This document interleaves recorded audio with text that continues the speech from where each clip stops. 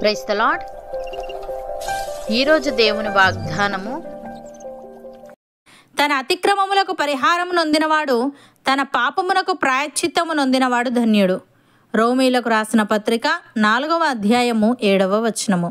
సహోదరి సహోదరులారా, ఈ మాటను పాత నిబంధనలో దావీదు పలికాడు. ఇదే మాటను ఉటంకిస్తూ పౌలు తన పత్రికను వ్రాస్తున్నాడు. పౌలు ఈ వచనాన్ని ఎత్తిరాయడం ద్వారా దేవుడు మనుషులను నిర్దోషులుగా తీరుస్తాడన్న తన ప్రబోధానికి పాత నిబంధన సమ్మతిస్తుందని చూపించాడు. దావీదు తాను చేసిన పాపాలకు నిస్సహాయంగా దేవుని క్షమాపణ కోరాడు. అదే క్షమాపణ గురించి విశ్వాసంతో మాత్రమే నీతిమంతులు అవ్వగలమనే సిద్ధాంతాన్ని బోధించడానికి పౌలు ఉపయోగించాడు. దేవుని కృప ద్వారా మాత్రమే మనం క్షమించబడతాం. క్రైస్తవ విశ్వాసానికి క్షమాపణ అనే అంశం కేంద్ర బిందువు. మనుషులందరూ పాపులని మరియు దేవుని మహిమను పొందలేకపోతున్నారని బైబిల్ బోధిస్తుంది. మన పాపం మనల్ని దేవుని నుండి వేరు చేస్తుంది మరియు ఆధ్యాత్మిక మరణాన్ని తెస్తుంది. అయితే శుభవార్త ఏంటంటే, దేవుడు తన ప్రేమ మరియు కృప ద్వారా మనం క్షమించబడడానికి, ఆయనతో సమాధాన పడడానికి ఒక మార్గాన్ని తెరిచాడు. ఈ క్షమాపణ మనం సొంతంగా సంపాదించేది కాదు. ఇది దేవునిపై విశ్వాసం ద్వారా వచ్చే ఉచిత వరం. ఇది పొందినవాడు ధన్యుడని పౌలు చెప్తున్నాడు. దేవుడు దయామయుడు గనుక మనుషులకు ఆ ఉచిత కృపావరం ఇవ్వడం ఆయనకు ఇష్టం గనుక ఆయన మనుషులను క్షమిస్తాడు. అంతేగాని వారు మంచివారని, అందుకు తగిన విధంగా పనిచేసి దాన్ని సంపాదించుకున్నారని కాదు. తర్వాతి వచనంలో యెహోవా చేత నిర్దోషి అని ఎంచబడినవాడు, ఆత్మలో కపటం లేనివాడు ధన్యుడని వ్రాయబడి ఉంది. అనగా క్షమాపణ పొందాలంటే పాపాన్ని ఒప్పుకోవడం అనేది మనసారా ఉండాలి, వాస్తవమైనదిగా ఉండాలి. తన విషయం గురించి, తన పాపాన్ని గురించి ఉన్నది ఉన్నట్టు చూస్తూ దానికి సరి అయిన పేరు పెట్టి తన దోషం దేవుని ఎదుట హృదయపూర్వకంగా ఒప్పుకున్నవాడు ధన్యుడు.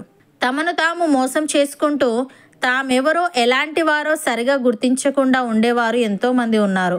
భక్తుడు ఈ విధంగా అంటున్నాడు, ప్రభువు దయాళుడని మీరు రుచి చూచి ఉన్న ఎడల సమస్తమైన దుష్టత్వమును, సమస్తమైన కపటమును, వేషధారణను, అసూయను, సమస్త దూషణ మాటలను మాని క్రొత్తగా జన్మించిన శిశువులను పోలిన వారై నిర్మలమైన వాక్యమును పాల వలన రక్షణ విషయములో ఎదుగు నిమిత్తము ఆ పాలను అపేక్షించుడి. మనుష్యుల చేత విసర్జింపబడినను దేవుని దృష్టికి ఏర్పరచబడినదియు అమూల్యమును సజీవమునైన రాయగు ప్రభువునొద్దకు వచ్చిన వారై యేసుక్రీస్తు ద్వారా దేవునికి అనుకూలములకు ఆత్మ సంబంధమైన బలులను అర్పించుటకు పరిశుద్ధ యాజకులుగా ఉండునట్లు మీరును సజీవమైన రాళ్ల వలె నుండి ఆత్మ సంబంధమైన మందిరముగా కట్టబడుచున్నారు. ఏలైనగా ఇదిగో నేను ముఖ్యమును ఏర్పరచబడినదియు అమూల్యము నగు మూలరాతిని సియోనులో స్థాపించుచున్నాను.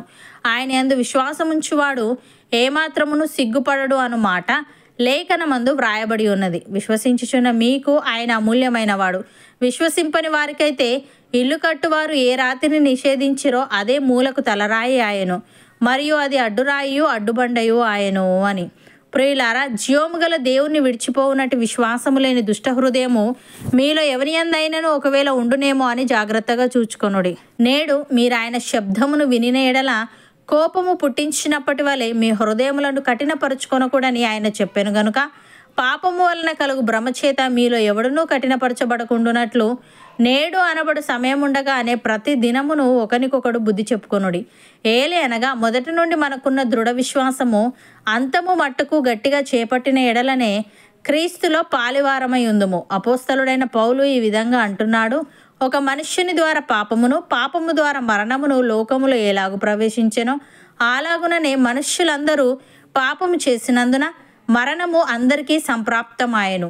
ఏలే అనగా ధర్మశాస్త్రము వచ్చినదనుక పాపము లోకములో ఉండెను గాని ధర్మశాస్త్రము లేనప్పుడు పాపము ఆరోపింపబడదు. అయినను ఆదాము చేసిన అతిక్రమమును బోలి పాపము చేయని వారి మీద కూడా ఆదాము మొదలుకొని మోషే వరకు మరణమేలెను. ఆదాము రాబోవు వానికి గుర్తై ఉండెను.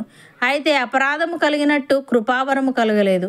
ఎట్లనగా ఒకని అపరాధము వలన అనేకులు చనిపోయిన ఎడల మరి ఎక్కువగా దేవుని కృపయు యేసుక్రీస్తును ఒక మనుష్యుని కృపచేతనైన దానమును అనేకులకు విస్తరించెను. మరియు పాపము చేసిన ఒకని వలన శిక్షావిధి కలిగినట్టు ఆ దానము కలగలేదు. ఏలేనగా తీర్పు ఒక్క అపరాధముల మూలముగా వచ్చినదై శిక్షావిధికి కారణమాయెను. కృపావరమైతే అనేకమైన అపరాధముల మూలముగా వచ్చినదై మనుష్యులు నీతిమంతులుగా తీర్చబడుటకు కారణమాయెను. మరణము ఒకని అపరాధ మూలమున వచ్చినదై ఆ ఒకని ద్వారానే ఏలిన ఎడల కృపా బాహుల్యమును నీతి దానమును పొందువారు జీవము గలవారై మరి నిశ్చయముగా యేసుక్రీస్తును ఒకని ద్వారానే ఏలుదురు. కాబట్టి తీర్పు ఒక్క అపరాధ మూలమున వచ్చినదై మనుష్యులకందరికీ శిక్షావిధి కలుగుటకు ఏలాగు కారణమాయనో అలాగే ఒక్క పుణ్యకార్యము వలన కృపాదానము మనుషులకందరికీ జీవప్రదమైన నీతి విధింపబడుటకు కారణమాయను అని. సహోదరి సహోదరులారా, ఎవడైనను క్రీస్తునందున్న ఎడల వాడు నూతన సృష్టి, పాతవి గతించెను, ఇదిగో క్రొత్తవాయెను. సమస్తమును దేవుని వలననైనవి. ఆయన మనలను క్రీస్తు ద్వారా తనతో సమాధానపరుచుకొని ఆ సమాధానపరచు పరిచర్యను మాకు అనుగ్రహించెను. అదేమనగా దేవుడు వారి అపరాధములను వారి మీద మోపక క్రీస్తునందు లోకమును తనతో సమాధానపరుచుకొనుచు ఆ సమాధాన వాక్యమును మాకు అప్పగించెను. కావున దేవుడు మా ద్వారా వేడుకొనినట్టు మేము క్రీస్తుకు రాయబారులమై దేవునితో సమాధానపడుడని క్రీస్తు పక్షముగా మిమ్మును బతిమాలుకొనుచున్నాము. ఎందుకనగా మనం ఆయన యందు దేవుని నీతి అగునట్లు పాపమెరుగని ఆయనను మన కోసము పాపముగా చేసెను. అవును అన్నవారు నాతో పాటు ప్రార్థనలో ఏకీభవించండి.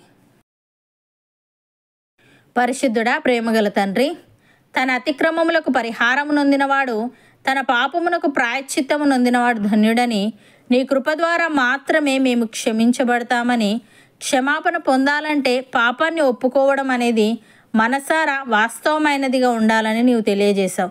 తండ్రి, నీకు స్తుతులు. దేవా, మేము చేసిన ప్రతి పాపమును నీ ఎదుట ఒప్పుకొని పశ్చాత్తాపడి నీవిచ్చే క్షమాపణను పొందుకునే వారముగా ఉండుటకు సహాయము దయచేయమని, మేము సమస్తమైన దుష్టత్వమును, సమస్తమైన కపటమును, వేషధారణను, అసూయను, సమస్త దూషణ మాటలను మాని క్రొత్తగా జన్మించిన శిశువులను పోలిన వారమై నిర్మలమైన వాక్యమును పాల వలన రక్షణ విషయంలో ఎదుగు నిమిత్తము ఆ పాలను అపేక్షించే వారంగా ఉండుటకు కృపచూపమని, మొదటి నుండి మాకున్న దృఢ విశ్వాసము అంతము మట్టుకు గట్టిగా చేపట్టిన ఎడలనే నీలో పాలివారమై ఉందుము గనుక పాపము వలన కలుగు భ్రమచేత మాలో ఎవడునూ కఠినపరచబడకుండానట్లు నేడు అనబడు సమయం ఉండగానే ప్రతిదినము ఒకరికొకరము బుద్ధి చెప్పుకునే ఆత్మీయత మాలో ప్రతి ఒక్కరికి నీవే దయచేయమని యేసుక్రీస్తు నామమున ప్రార్థిస్తున్నాము తండ్రి.